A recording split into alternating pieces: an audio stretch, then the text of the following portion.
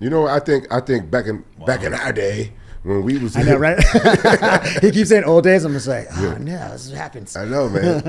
Not old, but maybe Father time. Yeah, no, bro. Father time. Experienced. Back when we was coming up and training and stuff like that, social media wasn't a big thing, right? Yeah. So we all like helped each other, and nobody was really famous.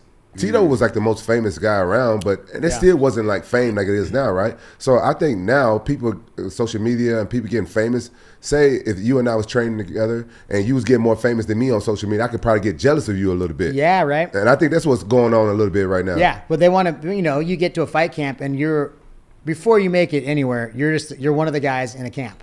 And then it's like more targeted of like, this is this guy's camp and he wants a lefty. He needs a guy who's left-handed. Oh, I need a guy who's long. So you're that guy. And then all of a sudden you're getting in big shows, you're making big wins, you're making good money. And all of a sudden you're like, hey, I want my camp to be about me. So now you're picking, and I've done both of those. You just gotta be really careful because you're not right now. You're just handpicking all the dudes and like, okay. So having a good coach that's going to be able to help you manage that and understand like, hey dude, and listen to you too. Hey, how you feeling?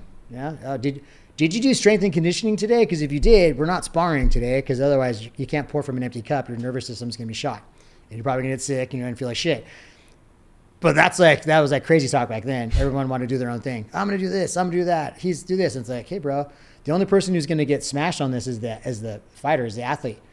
So it's getting to understand like, hey, here's what we need to do. Have a direction, have one voice, and be like. So it was interesting thing. Stuff you learn when you start like training.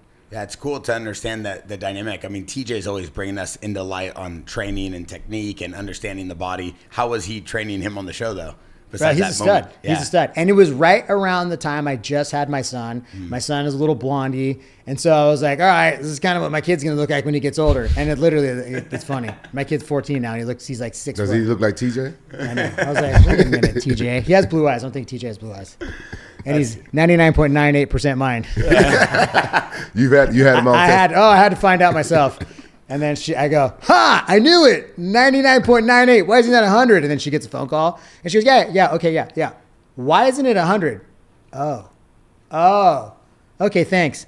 Hey, you idiot. You can't be 100% genetically positive unless you're the person. And I'm all,